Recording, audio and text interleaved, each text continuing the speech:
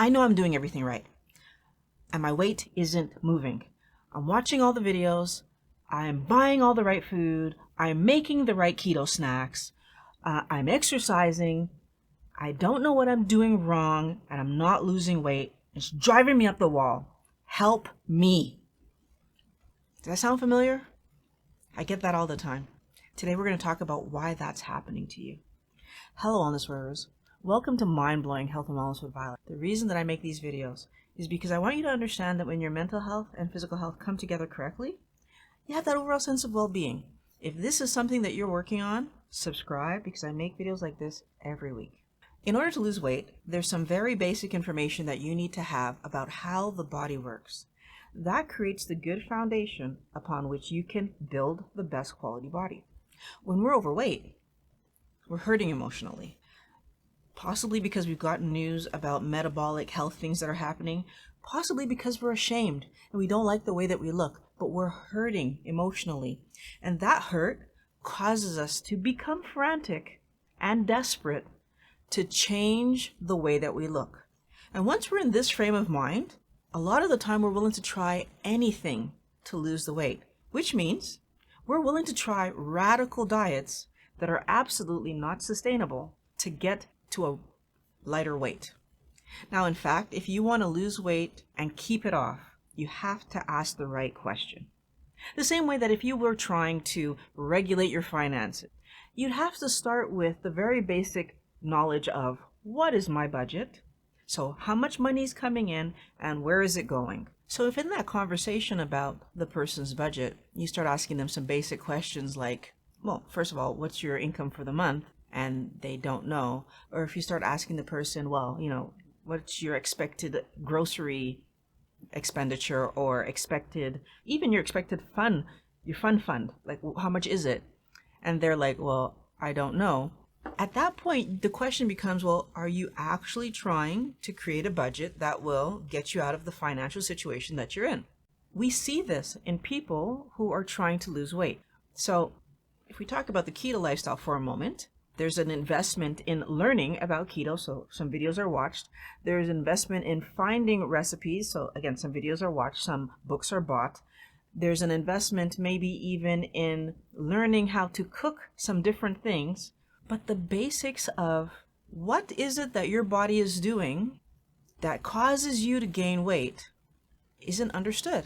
So if I don't know how much money comes into the house, how can I really plan a budget? If I don't know what my body is doing that's causing me to gain weight, how can I use food to correct that problem? A lot of the time it's not because you didn't watch good quality videos.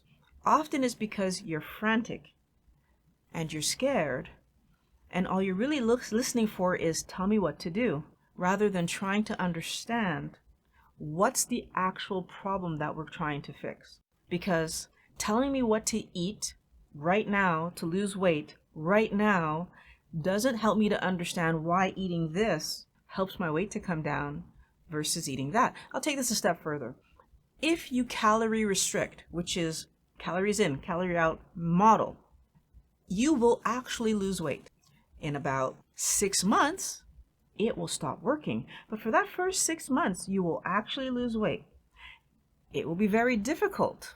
And you will not lose such a significant amount that 6 months will have seemed worth it to you when the weight loss plateaus. Because the average person who would do a calorie restriction diet will lose somewhere between 1 to 2 pounds a month. So now we're at 12 pounds by the time that the 6 months is over. If you were lucky, you lost 20 pounds.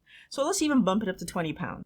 Now the question becomes, was 20 pounds all you had to lose? That's point one. But what happens now that I've lost this weight? So what's my body doing now? And why did I stop losing? You see, it's not just about cutting down the calories, right? I need to understand what my body's doing, the same way that it's not just about having a budget that says on paper somewhere, $200 is my fund money. If that's what's written in my budget, but in actuality I'm spending $300, if in actuality I'm spending $400 a month rather than $200, I'm going over my budget won't work. I won't save, or even worse, I won't get out of the debt that I'm in. If I don't understand what my body's doing, so what actually causes us to gain weight? When insulin is raised, your body goes into storage mode. Okay, what raises insulin the most? Carbohydrates. So what that means is that if I'm doing any kind of way of eating where the carbohydrate count remains high, at some point my body is storing weight. So why does calorie restriction work then? Because if I don't eat enough energy, so now I'm not talking about carbohydrates, now we're just talking about energy, my body will have no choice but to take some of the energy from fat storage. But the problem is I'm not actually eating enough energy, right? I'm restricting my calories, which is just another fancy way of saying I'm restricting the amount of energy that's coming in. Then what happens?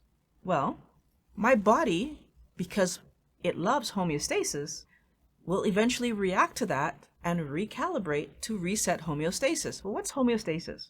It's balance. So my body likes to be in balance. From everything that I've understood from all the doctors, what my body is actually trying to do is rebalance and keep in some kind of balance certain minerals, certain toxins. So the balance for a toxin is 0, or the number it should be at and not above, and certain hormones.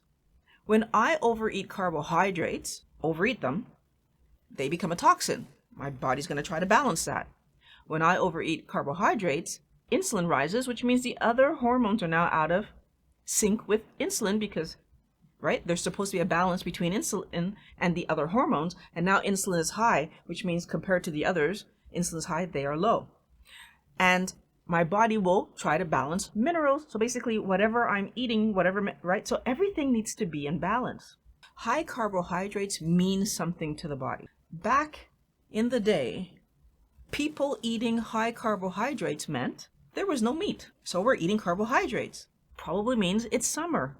There's vegetation available. So our body would, for a short period of time, allow us to have this intake of carbohydrates, which would be then used to create fat mass, because clearly we need to create fat mass because there's no meat and therefore fat for the energies, right? So it means something to the body that we're eating carbohydrates.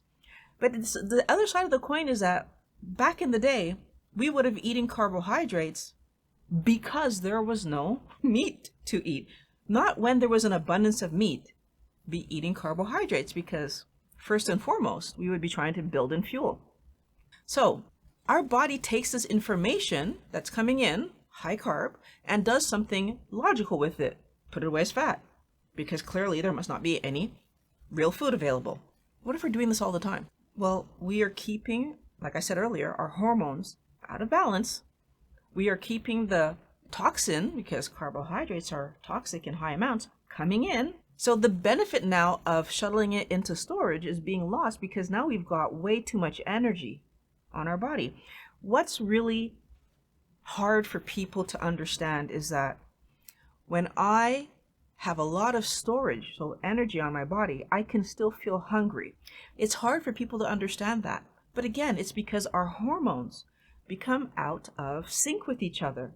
And there are hormones that tell us to eat because our fat stores produce certain hormones. And again, when they're, depending on the levels they're at, give us signals that we need to eat more. On top of that, we're eating carbohydrates. Carbohydrates are addictive. The same way that when you drink alcohol, you want to drink more alcohol because although it's toxic to the system, it affects a part of the brain that makes you crave it and want it more. I hear people talking about cravings as if cravings are separate from what we ingest. And they say it's only about the body's balance, like in Chinese medicine. But in fact, it's more about if I eat something that's addictive, then I will want to eat more of it. The same way that if I take a drug that's addictive, I want to take more of it. If I drink a substance, alcohol, that's addictive, anytime I allow my body to have something that's addictive, I will want more of it. This is really important for us to understand. And it's fundamental, right? Because if I don't understand these basic ideas about what carbs do in the body, then trying to fast and counting calories isn't actually helping me to accomplish what I want to accomplish. The same way that if I don't have a basic understanding that for my finance, the money coming in each month determines what I'm able to do, then I'm going to be in a large amount of debt. Let's say I'm in $160,000 worth of debt, so stored energy on the body, but then I'll be trying to take cash advances off my credit card to buy investment property. If I'm in a large amount of debt, taking cash advances off my credit card to buy an income property doesn't make sense. I can't afford that. If I've got energy on my body, continuing to eat high carb foods that will be stored as more energy on my body is not accomplishing the goal that I'm setting out to accomplish. So then, how do I accomplish that goal? You watch the videos and you gathered information. And now this is about being able to be objective about the information that you're gathering. So it means that I actually have to do more homework. Living a healthy lifestyle is not simply taking Violet's word for it. I don't want you to do that. I want you to have multiple sources, qualified sources, that are helping you to understand what is my body doing, so that when I understand what my body's doing, then I can provide it the tools to do what it's supposed to be doing. Now that means, so Violet's telling you some things right now, and I want you to understand psychologically why this is important, right? So if I know what I'm doing, I will make better decisions. But there are doctors like Dr. Westman, Dr. Barry, Dr. Fung, Dr. Berg, who give us good, and many other doctors, Dr. Mason, I mean, I can go on forever, Dr. Sivas, I can go on forever. There's so many doctors out there giving quality information about what the body's doing. Because if I understand that this is not about calorie restriction, this is not about adding extra fat to every single meal, this is not about exercising to lose weight, It's not about that. This is not about fasting to lose weight. If I actually understand what the body is doing, then I will provide my body with the tools it needs to accomplish, so the food it needs to accomplish a healthier version of Violet. And then when I have that healthier version of Violet, guess what happens? My body knows what to do to regulate my weight. When we calorie restrict, we put our body in a difficult situation because it's not able to find that balance, homeostasis, because the energy coming in is not matching the amount of energy that it's been used to using every day. So it's unable to heat itself the same way. Eventually, it's unable to provide energy to parts of the body that it deems not as necessary, right? So this could mean that I'm tired and my muscles don't want me to do a big workout. But when we calorie restrict, we often add exercise. Why? We're calorie restricting and exercising to get more calories out because we're trying to lose weight. And your body is like, this doesn't make any sense. So it holds on to the energy because it needs the energy to do what it's been doing at the level it's been doing it. If you didn't have a bank card, a credit card of any kind, when the money that was coming in decreases, so if last month you were getting $8,000 and all of a sudden your boss said next month you're only getting $6,000, if you didn't have a credit card, then what you would have to do would be to put less money into food, less money into heating your house, less money into all the utilities, which would make the utility companies really upset. You would have to manage that money differently because there's $2,000 less coming in. And guess what? If the next month the boss does the same thing to you again, at some point, something is not going to work. So will it be that you won't be able to pay your electric bill? Will it be that you won't be able to buy groceries? Will it be that you're getting in an argument with the landlord because you can't pay the rent? Something is going to break. I might be able to pull it off for a month or two, or 6 in our body's case, but at some point, that $2,000 a month less that you had to put where you needed to put it is going to affect the budget. Your body will never allow that the core things that keep you alive will shut down. So yes, you're going to get cold. It's going to stop heating you. Yes, you're going to maybe have like a foggy head that you can't think as clearly, but your heart's going to pump. Your liver's going to keep working. Your lungs are going to keep working. The things you need to keep you alive will keep working. And what's going to happen at that point? Why is your body doing this? It's conserving energy. So what it really is doing is saying, oh, you dropped your calories by 500? I'm going to use 500 less calories. As a matter of fact, I might even use 600 less calories because I'm scared that this is going to keep happening and I need to create a little reserve. So not only will you stop losing weight, you actually eating the same small amount of food can end up gaining weight because your body is going to be as efficient as it possibly can be to keep those important organs going forward so that we stay alive. I want to be here. That's what your body's saying. I want to be here. Wellness warriors, when we tell ourselves that we're doing everything right, we're so missing the mark, because what that actually says is that there's nothing for me to look for to change. But the truth is, if I was actually doing everything correctly, my weight would be going down, not up. Now, that's hard, what I just said. And I know it's hard. But if I'm not honest with me, if I don't allow myself to see that my weight is going in the wrong direction despite my best efforts, then I'm not actually going to stop and look at the information. Maybe I took information from someone who didn't quite understand what they were explaining, or explained it in a way that I didn't get it. That's a possibility.